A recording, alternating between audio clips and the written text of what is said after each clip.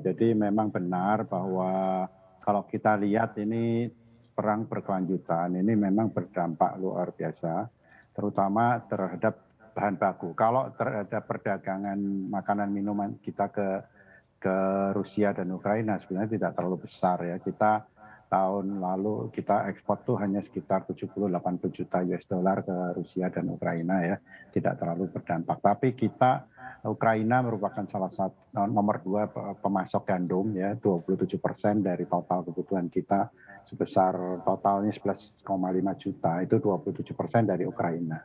Nah, sementara kalau kita lihat Ukraina sama Rusia itu memasok kira-kira 30% kebutuhan gandum dunia. Nah, kalau kedua negara ini terpengaruh karena perang, tentunya ini akan berdampak terhadap pasokan global. Kita harus mencari alternatif-alternatif untuk mengganti pasokan ini dari berbagai negara, terutama yang terdekat itu dari Australia, dari India yang terdekat. Nah, mudah-mudahan kita bisa mendapatkan ini karena sebenarnya prediksi panen tahun ini cukup bagus ya, mulai nanti Mei, Juni, Juli itu di belahan utara, kemudian di belahan selatan itu berlanjut di Oktober dan seterusnya. Jadi sebenarnya kalau dari prediksi panen cuaca cukup mendukung. Hanya saja logistik yang menjadi masalah, terjadi disruption di logistik, ini yang kita perlu waspadai. Dan juga kita berharap tidak ada gangguan-gangguan dari regulasi di dalam negeri, karena sebenarnya kita di industri makanan banyak tergantung bahan baku yang mana tahun ini justru ada masalah PSAT yang habis, yaitu perjanjian kerjasama laboratorium di luar negeri pemeriksa, itu habis jatuh temponya. Nah, ini yang kita sedang menunggu dari Kementerian Pertanian dan Karantina untuk perbaruannya. Kalau ini terganggu tentunya akan mempengaruhi pasokan terutama dari India yang habis kemarin 24 Maret, kemudian dari Bulgaria dan beberapa negara di sana itu habis di bulan Mei nanti, itu perjanjian kerjasamanya. Nah, ini mudah-mudahan pemerintah bisa mengeluarkan perbaruannya ini. Baik Pak Adi, ada jenis bahan baku lain nggak sih Pak yang terdampak dari konflik ini selain stok gandum? Tadi Anda juga bilang dari logistik bermasalah selain dari konflik. Kalau dari bahan baku lain tentunya berpengaruhnya terhadap harga ya, karena Rusia dan Ukraina kan memasok berbagai jenis komoditi terutama ke Eropa ya, dan otomatis ini berpengaruh terhadap harga. Semua komoditi pangan sekarang naik. Tahun lalu kita sudah naik cukup banyak ya, akibat perang di Februari kemarin itu naik lagi sekitar 20-30%. Dan ini masih terus berlanjut kenaikannya, meskipun ada beberapa komoditi yang sudah mulai naik turun sedikit di akhir Maret kemarin, tapi ternyata di April ini mulai naik lagi. Dan ini juga berpengaruh terhadap energi, karena sekarang ini pangan dan energi itu sudah sulit dibedakan karena sumbernya sekarang sudah hampir sama.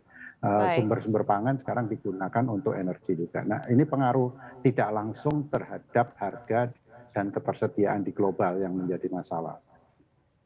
Baik, saya akan ke Pak Johannes. Pak Johannes, ini Rusia dan Ukraina kan adalah produsen baja dunia begitu ya. Kalau Rusia peringkat ke-6 dunia, kalau Ukraina ke-14. Bagaimana Anda melihat pengaruh perang pada pemenuhan permintaan baja dunia? Apakah dampaknya cukup besar untuk demand di Asia Tenggara, Pak? Ya, sebetulnya karena produksi mereka terhambat, sehingga negara-negara Eropa itu terpaksa juga mencari outsourcing bajanya ke Asia. Nah, ini yang menyebabkan juga harga di Asia naik. Tadi Pak Adi juga sampaikan sempat turun di akhir Maret dan April naik lagi. Kebetulan untuk baja pun sama Pak. Kira-kira tren harganya sebetulnya sempat turun di akhir Maret. Kemudian di April ini naik cukup tajam sebetulnya untuk harga baja terutama dari China. Jadi memang dampaknya sebetulnya tidak langsung, tetapi ya karena memang pasokannya berkurang, distribusinya terhambat ya, sehingga menjadikan harganya naik seperti itu. Baik, Pak Johannes, ini beberapa produsen baja kan juga terdampak nih dengan lockdown di China. Kalau di Speedo sendiri dampaknya seberapa besar, Pak? Jadi sebetulnya yang kena lockdown itu kan terutama kotanya, kemudian public port ya. Nah, ini untuk manufaktur mereka yang punya private port gitu, itu memang agak lebih lumayan ya. Jadi mereka ya bisa menghindar sebentar lah dari lockdown ini. Nah makanya waktu itu saya sampaikan kalau misalnya lockdown serta semua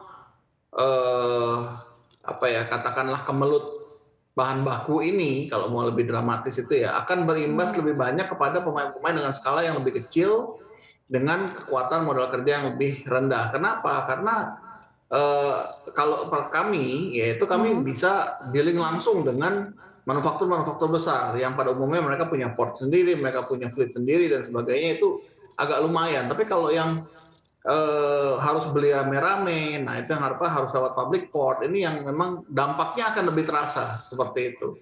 Di Indonesia sendiri sudah mulai terasa, ya barang sudah mulai langka.